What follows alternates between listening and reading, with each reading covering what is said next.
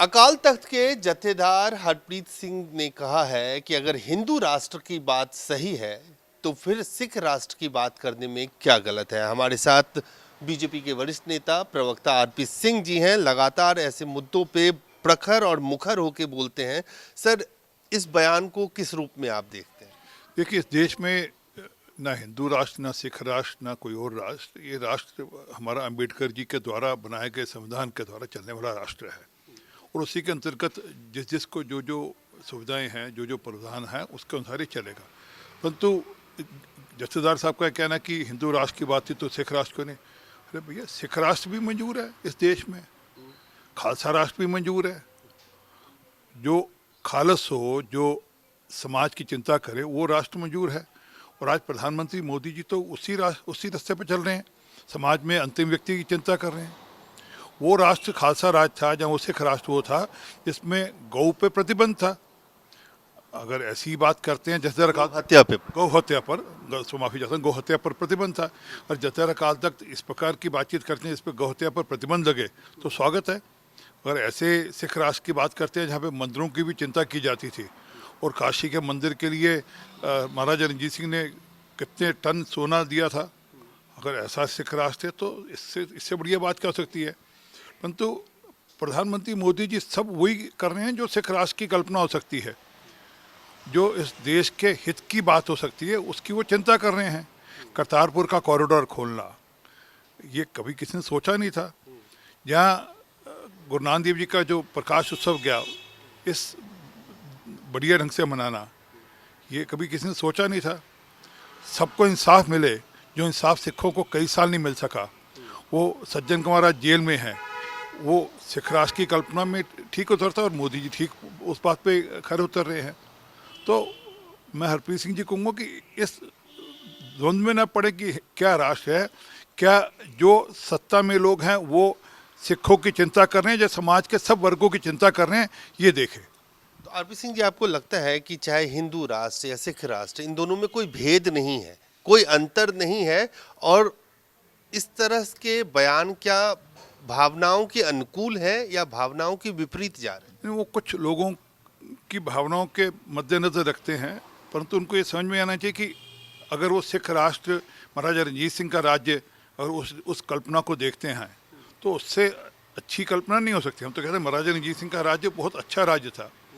उनकी जिस प्रकार की चिंता थी, जिस प्रकार महाराजा रणजीत सिंह आधी रात को कपड़ेवेश बदलकर खुद जाकर जनता की चिंता करते थे, उस प्रकार प्रधानमंत्री मोदी भी किसानों की किसान समिति सम्मान निधि के माध्यम से चिंता कर रहे हैं। हर सिर पे छत हो उसकी मोदी जी चिंता कर रहे हैं। हर बहन को घर में एक गैस का चूल्हा लग सके, हर घर में बिजली पहुंच गई है, हर घर में पानी की सुविधा पहुंच जाए, ये मूलभूत सुविधाएं अगर मोदी जी चिंता करें तो वैसे ही है, उन्हीं के महाराजा रणजीत सिंह के अनुकरणों पे चलते हुए कर रहे हैं। तो दोनों में अंतर तो नहीं देखते हैं ना? मेरा मतलब सवाल यही है कि चाहे लोग अगर कुछ लोग आपकी पार्टी से या आपकी पार्टी से एफिलिएटेड जो संगठन है हिंदू राष्ट्र की बात करते हैं, या एसजीपीसी की तरफ से जत्थेदार साहब सिख राष्ट्र की बात करते हैं, तो दोनों में जो आखिरी व्यक्ति है समाज का, उसकी भलाई की बात ही हो रही है या दोनों में फर्क है? लोक हित के लिए जो भी राज्य होगा वो उसका स्वागत करना चाहिए। और 70 साल में जितना लोक हित के लिए काम प्रधानमंत्री मोदी जी ने किया है, उतना तो कभी किसी ने किया नहीं। और लोक हित में सिख भी आते हैं और बाकी लोग भी आते हैं। जब महाराजा रणजीत सिंह का राज था, वो सिर्फ ये नहीं था कि सिखों के लिए था, उसमें बाकी धर्म पंथों के अनुयायी की भी वैसी ही चिंता होती थी जैसे सिखों की होती थी।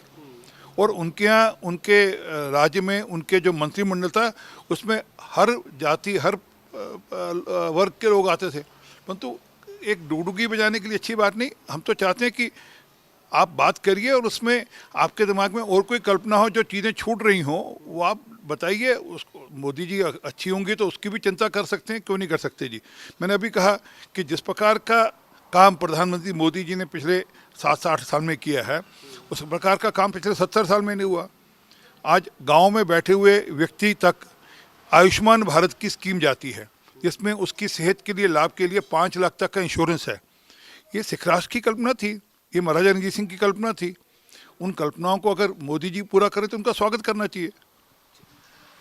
विषय अलग ले जाता हूं। आज एक वीडियो वायरल हो रहा है सुबह से, जिसमें दिल्ली के मंत्री, जेल मंत्री जो तिहाड़ में बंद हैं, भ्रष्टाचार के आरोपों में घिरे हैं, सत्येंद्र जैन, उनका एक वीडियो वायरल हो रहा है जिसमें उनको पूरा ट्रीटमेंट और पूरी फैसिलिटी मिल रही है। कुछ अटेंडेंट हैं जो उनका मसाज कर रहे हैं। अब इस बात को लेकर विवाद हो रहा है और आम आदमी पार्टी के उप मुख्यमंत्री मनीष सिसोदिया ने कहा है कि वो सत्येंद्र जैन बीमार थे और डॉक्टर की सलाह पे उनको फिजियोथेरेपी दी जा रही है।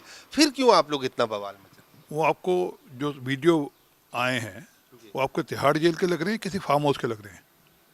मुझे तो फार्म हाउस दिख रहा है। जैसे फार्म हाउस में जो सुविधा होती है उस प्रकार की सुविधा है। ये भी आरोप लगा रहे हैं कि सत्येंद्र जैन तिहाड़ से बाहर निकल के किसी फार्म हाउस में जाते हैं। नहीं, सुविधा नहीं, तिहाड़ में ही फार्म हाउस जैसी सुविधा दे दी। पर जेल मैनुअल कहता है कि एक व्यक्ति मिल सकता है। आप चार चार लोगों के साथ बैठे हैं, मंत्रणा कर रहे हैं, डॉक्यूमेंट फाइल खंगाल रहे हैं, तो ये स्पष्ट दिखता है कि राजनीति किसी अलग प्रकार की है और हाथी के दांत दहाने के और खाने के और कोई। ये कहते हैं हम आम आदमी हैं कि आम आदमी को इस प्रकार की सुविधा जेल में नहीं मिलती जिस प्रकार की सुविधा दी जा रही है। अब मनीष सिसोदिया साहब कह रहे हैं कि बीमार थे, तो थेरेपी तो हॉस्पिटल में होती है। यहाँ जेल के अंदर भी एक हॉस्पिटल होता है, उसके अंदर होती है। आपके सेल में कोई स्पेशल प्रोविजन करके नहीं दी जाती। उसमें तो एक रिमोट कंट्रोल से टीवी भी है। मुझे पता नहीं कौन से जेल मैनुअल में लिखा है कि टीवी का प्रोविजन हो सकता है। तो जिस प्रकार की सुविधाएं दे रहे हैं वो स्पष्ट दिखता है कि केजरीवाल साहब की कहीं ना कहीं एक नस है जो जैन साहब के पास है, जिसका वो लाभ उठाते हैं, जिसके कारण से केजरीवाल साहब उनसे दबते हैं और बार बार वो सब सुविधाएं उनको दे रहे हैं जो नहीं देनी चाहिए। कहीं ना कहीं अंदर खाते वो जो ताला है तिजोरी का, उसकी चाबी उनके पास है। उनको लगता है कि अगर ये मुंह खोल देंगे तो दिक्कत होगी। वैसी ही चाबी एक सिसोदिया के पास है। उस ताले की 3 चाबियां हैं, एक केजरीवाल के पास, एक सिसोदिया के पास, एक सत्येंद्र जैन के पास। जब वो तीनों चाबियां इकट्ठी लिखते हो तो वो तिजोरी खुलती है, उसमें से निकला हुआ धन चुनाव में खर्च होता है। तो इसलिए एक दूसरे की चिंता करते हैं, एक दूसरे के पोषक हैं वो लोग।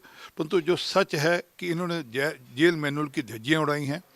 मैं अपेक्षा करूंगा एलजी साहब इस पर सीरियस संज्ञान लेंगे और सख्त से सख्त कार्रवाई करेंगे।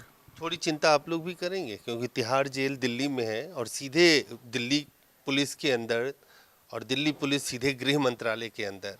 तो कांग्रेस पार्टी ये आरोप लगा रही है कि आप दोनों मिली भगत है बीजेपी और आम आदमी पार्टी की, और पूरी सुविधा मुहैया करवा रहे हैं और फिर बाहर निकल के एक दूसरे के खिलाफ चुनाव में बड़ी बड़ी बातें और भ्रष्टाचार की बात करते हैं।